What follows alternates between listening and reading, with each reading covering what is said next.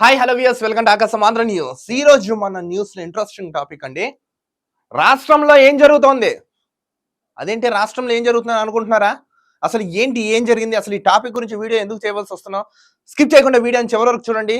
వివరాల్లోకి వెళ్ళి వివరంగా తెలుసుకుని మరి వివరంగా మీకు చెప్తాను. అసలు ఆంధ్ర రాష్ట్రంలో లా అండ్ ఆర్డర్ అనేది ఉందా? గవర్నర్ ఉన్నాడా? డీజీపీ ఉన్నాడా? చీఫ్ సెక్రటరీ ఉన్నాడా? అసలు ఆంధ్ర రాష్ట్రానికి రాజధాని ఉందా? ఏంటి అరాచకం? 5 ఏళ్ళ నుంచి చూస్తున్నాం. ఈ జగన్మోహన్ రెడ్డి ఎప్పుడైతే సీఎం అయ్యాడో 2019 నుంచి మొన్నటి వరకు అభివృద్ధి అనే అంశాన్ని పక్కన పెట్టి చాలా అంటే చాలా హింసని ప్రేరేపిస్తూ, భయభ్రాంతులకు గురి చేస్తూ, భయపెడుతూ, తీవ్రమైన అసత్య ఆరోపణలు చేస్తూ, అసభ్య పదజాల దూషణతో దూషిస్తూ, ఇలా రకరకాలైన పరిపాలన 5 ఏళ్ల పాటు కొనసాగిస్తూ వచ్చాడు ఈ మహానుభావుడు వైఎస్ జగన్మోహన్ రెడ్డి. ఈయన హయాంలో చాలా మంది డీజీపీలు వర్క్ చేశారు, ముగ్గురు. ఆల్మోస్ట్ ఫస్ట్ గౌతమ్ సవాంగ్ చూసుకున్నాం, తర్వాత రాజేంద్రనాథ్ రెడ్డిని చూసుకున్నాం, ఇప్పుడు హరీష్ కుమార్ గుప్తా గారు వచ్చారు. ఎవరొకరు హయాంలో లా అండ్ ఆర్డర్ ప్రొటెక్షన్ లో ఉండాలి కదంటే అది లేదు. గవర్నర్ ఉన్నాడంటే అది లేదు. రాజధాని ఉందంటే అది లేదు. కేంద్రం నుంచి సపోర్ట్ ఏమైనా ఉందా అది లేదు. ఏం చూసుకుని వైసీపీ గుండాలు అందరూ రెచ్చిపోతున్నారు. అసలు ఎందుకు అంత హింసాత్మకమైన ఘటనలు ఎందుకు జరిగాయి? క్లియర్ గా ఇప్పుడు కేంద్ర ఎన్నికల సంఘం వీళ్ళందరినీ ఆగ్రహించి వీళ్ళందరినీ ఈరోజు ఢిల్లీ రమ్మందంట. ఎందుకు వీళ్ళు ఇప్పుడు హుటాహుటిన ఢిల్లీ రమ్మన్నారు? ఎందుకు అట్లా అంటే ఎందుకు ఈ సిచ్యువేషన్ వచ్చింది? క్లియర్గా ఈ వీడియోలో మనం చూద్దాం. రాష్ట్రంలో ఏం జరుగుతోంది? సిఎస్ డీజీపీకి ఈసీ సమాన్లు. సిఎస్ కి డీజీపీకి ఈసీ సమాలు చేసింది. ఆంధ్ర రాష్ట్రంలో ఏం జరుగుతుంది? లా అండ్ ఆర్డర్ అనేది ఏమైనా ఏడిసి చచ్చిందా అని అడుగుతుంది. పోలింగ్ ముగిసిన హింస ఏమిటి? కేంద్ర ఎన్నికల సంఘం సీరియస్. కేంద్ర ఎన్నికల సంఘం సీరియస్ అయిందంటండి. ఎన్నికల రోజున నిర్లక్ష్యం, ఆ తర్వాత కూడా ఇంత నిర్లక్ష్యమా? అసలు ఎలక్షన్ డే నాడు కూడా అదే, ఎలక్షన్ అయిన తర్వాత కూడా ఏంటి హింసాత్మకమైన ఘటన అని కేంద్ర ఎన్నికల సంఘం సీరియస్ అయిందండి. ఈ హింసకాండను బాధ్యులు ఎవరు? నేను ఢిల్లీ వచ్చి వివరణ ఇవ్వండి. ఈసీ శ్రీముఖం. డీజీపీ నిఘా చిట్చాట్తో జవహర్ రెడ్డి అత్యవసర భేటీ. కమిషన్ కి ఏం చెప్పాలని దానిపై చర్చలు. ఇప్పుడు ఈ కమిషన్ కి ఏం చెప్పాలని దానిపై చర్చలు జరుగుతుందంట. ఎందుకు చర్చలు చేస్తున్నారు? వీళ్ళు ఏదో తప్పు చేశారు. ఎందుకు తప్పు చేశారు? నిజంగా వీళ్ళల్లో తప్పు ఉంది కాబట్టి తప్పు చేశారు. తప్పుడు మనుషులు కాబట్టి తప్పు చేశారు. తప్పు జరుగుతుంటే చూస్తూ ఆపలేక తప్పు పని చేశారు. అందుకే వీళ్ళు కూర్చొని చర్చలు చేసుకుంటున్నారు. ఇదంతా సిఎస్ వైఫల్యమైనని ఈసీ గురు. ఇదంతా చీఫ్ సెక్రటరీ పని అని చెప్పి వాళ్ళు ఫైర్ అవుతున్నారు. ఎన్నికల రోజు ఆ తర్వాత కూడా రాష్ట్రంలో కొనసాగుతున్న హింసాకాండపై కేంద్ర ఎన్నికల కమిషన్ సిఈసి మండిపడింది. సెంట్రల్ ఎలక్షన్ కమిషన్ కూడా సీరియస్ అయిందంటే దీనిపై గురువారం ఢిల్లీ వచ్చి స్వయంగా వివరాలు ఇవ్వాలని ప్రభుత్వ ప్రధాన కార్యదర్శి కేఎస్ జవహర్ రెడ్డిని డీజీపీ హరీష్ కుమార్ గుప్తాను బుధవారం ఆదేశించింది. నిన్న ఆదేశించింది వీళ్ళిద్దరు మీరు రోజు ఢిల్లీ రావాలి. ఈ రోజు అంటే గురువారం, ఈ రోజు మీరు ఢిల్లీ వచ్చి ఆదేశాలు ఇవ్వాలి. అసలు ఏం జరిగింది ఏంటో పూర్తి నివేదిక ఇవ్వండి అని తెలిపింది. పోలింగ్ ముగిసిన తర్వాత కూడా హింసాత్మక ఘటనలు జరగడం ఏంటి? రాష్ట్రంలో 2 రోజులు జరిగిన పరిణామాలకు బాధ్యులు ఎవరు? పోలింగ్ రోజు నిర్లక్ష్యం వహించారు, ఆ తర్వాత కూడా నిర్లక్ష్యం కనిపిస్తుంది. ఇంతకీ ఏపీలో ఏం జరుగుతుంది? మీరిద్దరు ఢిల్లీ వచ్చి సమాధానం ఇవ్వండి. అసలు ఇంత జరిగిన తర్వాత కూడా ఏం జరుగుతుంది? మీరిద్దరు ఢిల్లీ వచ్చి సమాధానం ఇవ్వండి అని కేంద్ర ఎన్నికల సంఘం వీళ్ళని ఆదేశించింది. పోలింగ్ ముందు రోజు రాత్రి అర్ధరాత్రి నుంచి మాచెల్ల, నరసరావుపేట, చంద్రగిరి, తాడిపత్రి తదితర ప్రాంతాల్లో వరుసగా హింసాత్మక ఘటనలు ఆగ్రహం వ్యక్తం చేసింది. అసలు ఎందుకు జరుగుతున్నాయి ఈ 5-6 ఏరియాల్లో? లా అండ్ ఆర్డర్ ఎందుకు ప్రొటెక్షన్ చేయట్లేదు? భయంకరంగా ఆగ్రహం వ్యక్తం చేసింది. ప్రభుత్వం చర్యలు తీసుకోవడంలో విఫలమైందా? నిఘా వర్గాల సమాచారం లేదా పోలీస్ బందోబస్తు చర్యల లోపం ఉందా? తదితర అంశాలపై తమకు వివరాలు ఇవ్వాలని స్పష్టం చేసింది. హింసాకాండం జరుగుతుండగా గత అనుభవాలున్నా ఎందుకు నిర్లక్ష్యం వహించారని నిలదీసింది. గతంలో కూడా ఎన్నో జరిగాయి కదా, అన్ని జరిగినా కూడా మీరు ఎందుకు అలర్ట్ అవ్వలేకపోయారు? పోలీస్ బందోబస్తు ఎందుకు ఏర్పాటు చేయలేకపోయారు?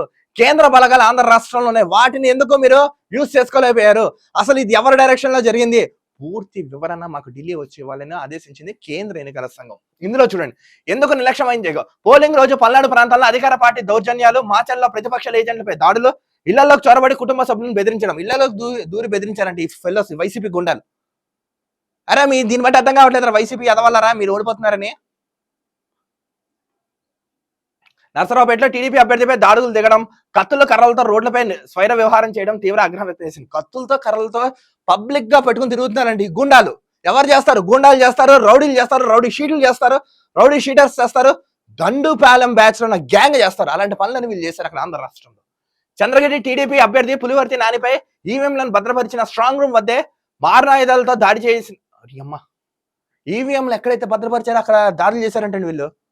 దీన్ని బట్టి చూడలేదు ఇక్కడ రిగ్గింగ్ జరిగే ఛాన్స్ ఉందని. గతంలో 2019 ఇలా రిగ్గింగ్ చేసి అధికారంలోకి వచ్చాను, ఇప్పుడు మనకు స్పష్టత వచ్చిందా? వీళ్ళ పుట్టుక, వీళ్ళ బ్లడ్ లో ఉన్న జీన్స్ ఇవన్నీ ఇవేనండి.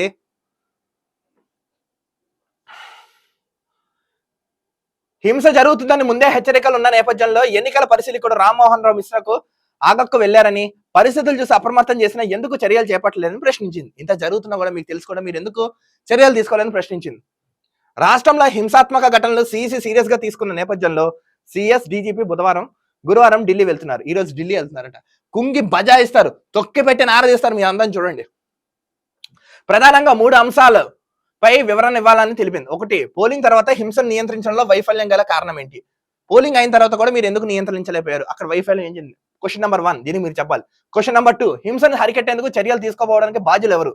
హింసని మీరు ఆపకుండా, చర్యలు తీసుకోకుండా ఎందుకు ఆపారు? దానికి బాధ్యులు ఎవరు? క్వశ్చన్ నెంబర్ 2 దీనికి సమాధానం చెప్పాలండి. నెక్స్ట్ క్వశ్చన్ నెంబర్ 3, నియంత్రణ చర్యలు తీసుకుని ఉంటే అవేంటి ఈసీకి సమర్పిస్తారు?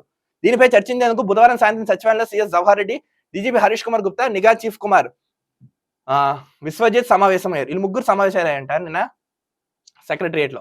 ఎన్నికల నోటిఫికేషన్ వచ్చినప్పటి నుంచి నేటి సమస్యాత్మక ప్రాంతాలపై నిఘా పెట్టి ముందస్తు చర్యలు చేపట్టాల్సి ఉండగా అలా జరగలేదని, తాను బాధ్యతలు తీసుకున్న 2 రోజులు కాకినాడ ప్రాంతంలోని బలగాలు ఇటు తెప్పించామని డీజీపీ వెల్లడించినట్లు తెలిపారు.